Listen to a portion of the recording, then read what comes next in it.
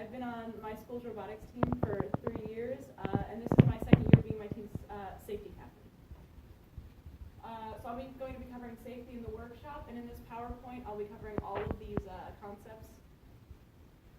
Now, staying aware is the first concept towards safety, as this is the basic that everyone in the room must do. You have to be aware of your surroundings, what everyone in the room is doing, because you don't want to be caught off guard, and you want to move around the room cautiously, because you don't want to bump someone else who's doing something, and you don't want to trip yourself, because often rooms that for robotics can be full of a lot of things going on at once. All right, now personal protective equipment is very important. The two most important types that I'm going to talk about here is goggles and gloves. That's what everyone uses most often. Goggles being worn like at the competition, in the pits, and everywhere all the time. And often in robotics rooms, the rule is wear the goggles as you enter. Gloves you wear depending on the task you're doing. And here's some of the uses, like if you're working with heat, chemicals, electricity, metal often is, this is very important for those tasks. Other types of personal protective equipment would be hearing protection. You always have to wear closed-toed shoes. And something people don't often think about is the mechanical guards on power tools and objects like that. I have a picture here. I'm sorry it's small, but there's guards around some of the moving parts of these machines. For people with long hair, you always want to put your hair back up. You don't want to get that caught in what you're working in. And hoodies are often okay, but like long sleeves you want to roll back when you're working, because you really don't want that like caught in whatever you're doing, and you don't want to, like, if you're working with like the grinder, you don't want the sparks getting on it, and things like that. Okay, battery safety. When you're using the battery, it's very important to have your safety captain or a member who's well-versed in how the batteries work to often check it for cracks or breaks in the wire. And you always want to be using personal protective equipment, especially gloves, when working around these batteries, because battery acid spills can happen. In the case of battery acid spill, you want someone around that is trained in cleaning up battery acid spills to be the one handling it, because the chemicals that come out of these batteries can burn and can be very damaging. So your battery acid cleanup kit is going to be in a container. It can't be a metallic container. It has to be like a plastic box with a cover that you can seal. And in that, you're just going to have, obviously, your personal protective equipment, goggles, but also gloves that are resistant to like getting the chemicals. You don't want it to burn through the glove. And then you need a box of baking soda, paper towels, and 2 Ziploc bags. So here's the most simple way of explaining it, where first you have to make sure your personal protective equipment is on. Then where the spill is, you have to neutralize it with as much baking soda as possible to clean up all of the liquid, so it neutralizes it, the base and the acid. And then as you pour the baking soda on, you have to take the paper towels and start wiping up some of the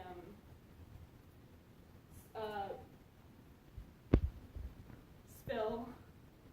And for the battery, you want to pour baking soda on the battery where the chemicals are on it.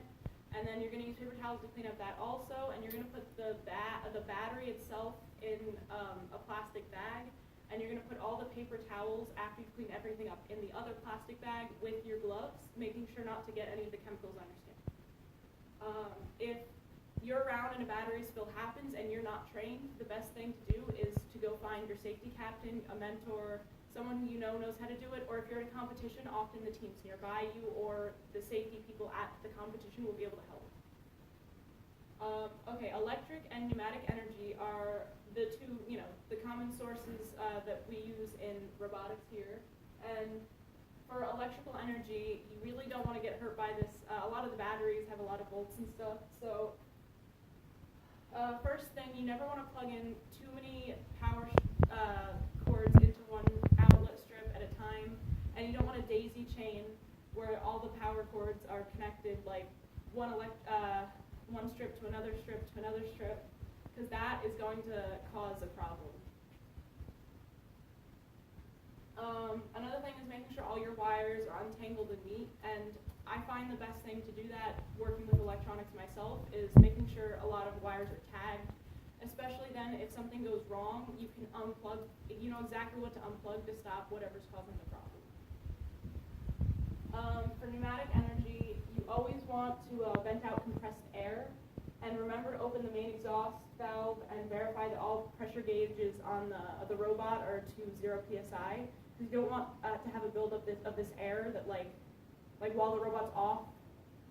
And I've never myself worked with pneumatic energy, but it's important to follow some of these steps. All right, the lifting procedures. When you're lifting the robot, you want to make sure you're wearing personal protective equipment, your gloves, and you want to make sure before you lift, you've answered all of these questions. So are all parts of the robot secure? So you want to make sure that nothing's going to fall off as you pick it up. Is the robot powered off? And this is something else I'm going to talk about. You do not want to touch that robot while it's on, because that can be a dangerous situation. And is there anyone still working on the robot? So you don't want to be moving the robot around while someone's still working with it with their hand in the machine or anything. You want to make sure everyone's clear before you pick the robot up. Also, before you pick it up, you have to make sure there are enough people to lift, that everyone is wearing personal protective equipment, and everyone knows where it's going, and that your path is clear. So you want to know from point A to point B where it's going and make sure nothing is blocking. All right, when the robot is running, this is very important, and often many people have trouble with this. You have to make sure you keep a safe distance when the robot is on, and especially when you're like running practices and stuff, you don't want to get too close while either someone's in control or it's on autonomous. And you don't want to touch a robot while it's on. So this is has to do with like when you're trying to make adjustments or repairs. You want to make sure on the computer it's disabled. You want to make sure you've turned the power off. Of course, it'll be disabled if you turn it off.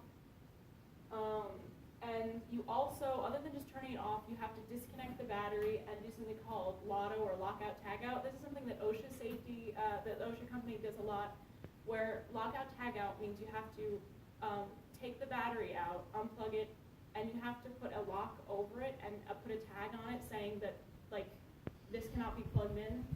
So you make sure that the battery is unplugged at all times until you are ready to start it up again. And then when it's going up, you have to make sure you continue following these rules. When you plug it in, now it is active, and it could, autonomous could do something weird in the programming, or the person running it might not be paying enough attention, and you don't want to be near it in case the robot does hurt you. Also, ergonomic safety. When the robot's being lifted or manually moved, you want it to be turned off, like I said in the last slide. All right, other important safety points that I didn't expressly cover here. Fire extinguisher in the workshop. You want to make sure your fire extinguisher has, I know there's like the A types and the B types. You want to make sure you have one that covers all types of fire, because especially in a robotics workshop, there are going to be like a lot of different types of situations, so you want to make sure that the fire extinguisher covers what you need. When you're working above normal height, this is something that's in the safety manual. You need to make sure there's someone near you spotting you to make sure you don't fall. No open liquids near the work area. This is something I try to do, make sure it's like going on at competitions. You are not supposed to have food or drink in the pit, because the pit's for working on the robot. There's always a lunch area nearby. You don't want to get liquids or food in the robot or on the electronics board. That's a mess. So you want to make sure your pit is always clean and free of that type of thing. Cleaning up after yourself is also a very important thing, because like I said in the staying aware slide, often robotics rooms have a lot going on, and if you don't keep cleaning up after yourself, the room can get kind of hectic, and that causes some unsafe settings. The last thing is keeping the first aid kit nearby. I have mine here. You want to make sure it's nearby you when things happen. It's always good to have someone trained in first aid on your team. Like, I'm the safety captain, and I've been a lifeguard, and I've done first aid classes. So you want to make sure if something goes wrong, you can handle it. Also, I have, like, in my first aid kit, there's one side that's filled with everything you need for basic cuts, because that's the most often thing that happens, a cut or something like that. So it's good to have easy access to the common things, and then whoever is trained in first aid should know where everything is in your first aid kit. All right, and that's all I have. Thank you for listening. Does anybody have any questions?